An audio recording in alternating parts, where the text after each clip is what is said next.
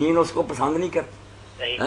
آپ اگر کسی بارے میں جان لیں کہ فلاں آدمی یہ کھانا نہیں پسند کرتا، پکائیں گے اس کے آگے رکھیں گے. تو حرام کا انتظار نہیں کرنا ہے. مکروہ خود بہت بری چیز ہے کہ اللہ رسول نہیں پسند کرتے اس کو. اچھا مولانا، دوسرا سوال پوچھنا تھا کہ جہری نماز میں ہے، امام قرات کر رہا ہے اور مقتدی اس کے پیچھے کھڑا ہے، اور اگر مقتدی جو ہے وہ بھی قرات کرتا ہے، اسے کرنی تو نہیں چاہیے، لیکن وہ اس نیت سے کرتا ہے کہ امام کی قرات میں اگر کوئی غلطی ہو جائے تو مقتدی چلے اس کی اصلاح کر دے، کیونکہ امام کی ذرا سپیڈ تیز ہوتی ہے تو مقتدی اگر قرات نہ کرے تو وہ غلطی نکالنا مشکل ہو جاتی ہے. تو اس صورت میں مقتدی جو ہے وہ بھی امام کے ساتھ ہلکی آواز میں قرات کر سکتا ہے پیچھے دل میں؟ نہیں، بالکل نہ جائز. کوئی قرات نہ کرے، دھیان رکھے، توجہ سے امام کی قرات سنے، جہاں غلطی ہو ٹوک دے. یہ کوئی بات نہیں کہ وہ بھی پڑھتا ساتھ یہ بھی پڑھے، پھر امام کی قرات تو نہ سنتا، پوری توجہ سے سننے کی. مولانا جامع افسا میں آپ کا وہی ہے ویو پوائنٹ جو پہلے آپ نے بتایا تھا کہ نہیں ٹھیک ہے؟ اب وہی ہے، سب لوگ وہی ویو اب تو رکھنے لگے ہیں. کوئی ڈرامہ ہی معلوم ہوتا اور تو کوئی بات صحیح. کسی دن آپریشن شروع ہونے لگتا، کسی دن پھر ہٹ جاتا. کوئی جامع افسا کا پتہ نہیں چلتا. جی، اہل بیت کے متعلق. السلام علیکم. وعلیکم السلام. جی السلام علیکم. وعلیکم السلام. جی میں نے سنیا بھئی ایک جنت ہے، ایک دوزخ ہے، جی جی ایک عراف ہے. آراف. وہ عراف والے جڑے ہے وہ سزا کٹ کے جنت وچ چلے جان گے، انہاں نوں سزا دوزخ دا ہی باپ نہیں کوئی تے جنت دی خوشبو نہیں. ہاں ہاں جی، میں سنیا بھی یہ گل سچی ہے. میری بہن جو کچھ تھی سنیا نا، جی ایک جنت ہے ایک دوزخ ہے ایک عراف ہے. جی اتنے نہ جنت دی خوشبو ہے نہ دوزخ دی. اس طرح نہیں جڑے لوگ کہندے آندے بھی نہیں کدی بلا اتنے دوزخ دا آندا تے کدی خوشبو آندی جنت دی. اچھا کہندے اس طرح ہے گی گل غلط ہے. بالکل تسی پنجابی پوچھیا، پنجابی بالکل غلط گل ہے. اس طرح دا کوئی عراف نہیں. عراف جڑا جو قرآن چ آیا نا، اے سن لین سارے لوگ، عراف بہت نیک لوگوں دا مقام ہے. جی بہت نیک جڑے نبی صدیق شہید ولی ہے نا، جی عراف چ ہونے ہیں. سن لو سارے، جی نہ وہ کوئی بری جگہ تے نہ اتنے کوئی گل. عراف سے بلندیاں منار ہونے ہیں سارے تو جسے پیغمبر کھڑے ہونے تے نیک لوگ وہ ویخ رہے ہونے دونوں پارٹیاں نو، انہاں نو لعنت کر رہے ہونے بھی ساڈی گل نہیں سی منی. کتنے تواڈے جتھے اج ٹھیک ہے. تواڈی دولت کتنے ہے؟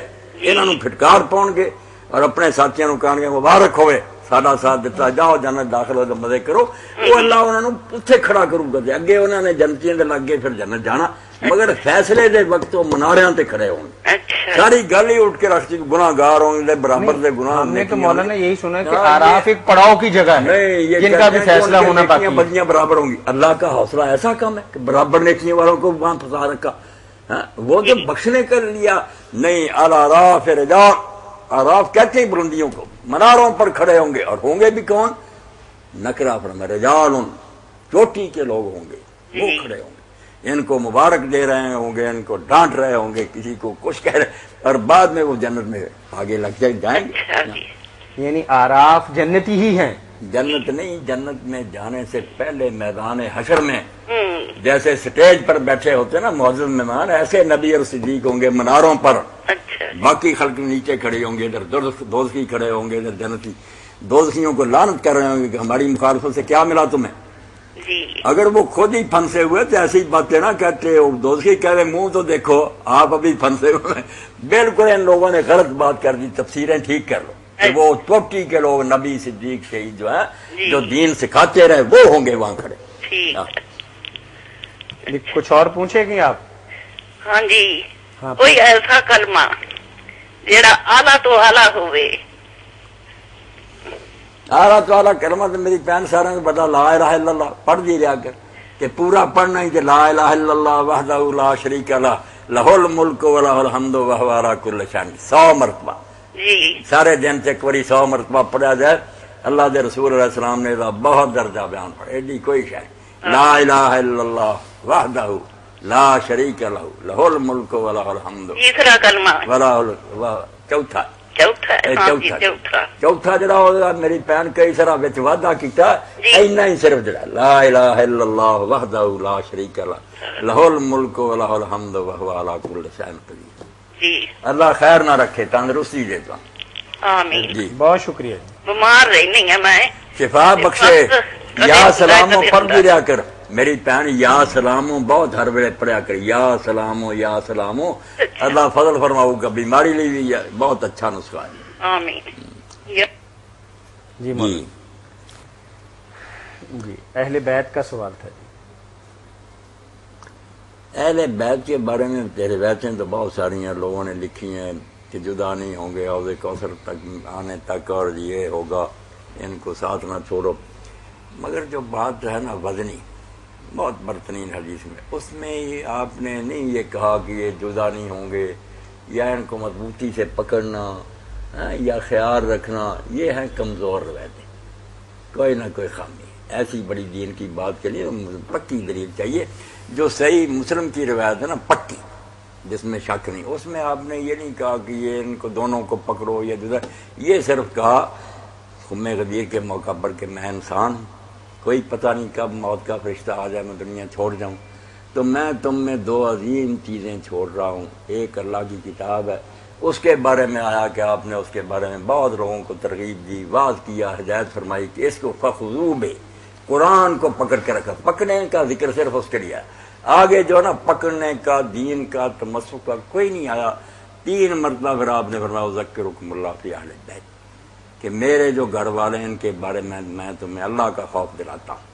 اس سے پتہ چلا، جیسے مناوی رحمۃ اللہ علیہ فرماتے ہیں کہ آنے والے حالات اللہ نے اپنے رسول پر منکشف کر دی، دکھا دیا تھا کہ بعد میں آل رسول کے ساتھ کیا ہوگا، کس طرح ان میں سے کچھ قتل ہو جائیں گے، کچھ جو قیدی ہو جائیں گے، کچھ در بدر دھکے کھائیں گے. اس لیے پیغمبر خدا نے ان کے بارے میں یہ نہیں کہا کہ دین ان سے سیکھو، یار ان کے بارے میں 3 بار درد بھری آواز آپ نے بلند کی کہ میرے گھر والوں کے بارے میں اللہ سے ڈرنا، بعد میں خوش خدا کا خوف کرنا.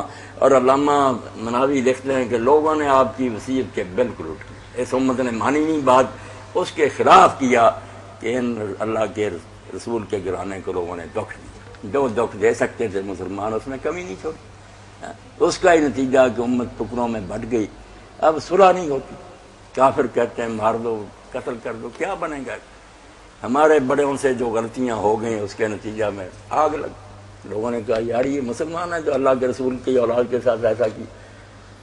تو اس موقع پر اسی وصیت کو سامنے رکھتے ہوئے جب ہم زینب بنت عقیل کا پڑھتے ہیں کہ جب یہ لوگ لٹے پٹے آئے کربلا سے، تو حضرت عقیل کی بیٹی تھی زینب، وہ نکلی اور اس نے جو اشعار پڑھے، اب کیسی بات، سارا تو اس نے نچوڑ آ گیا.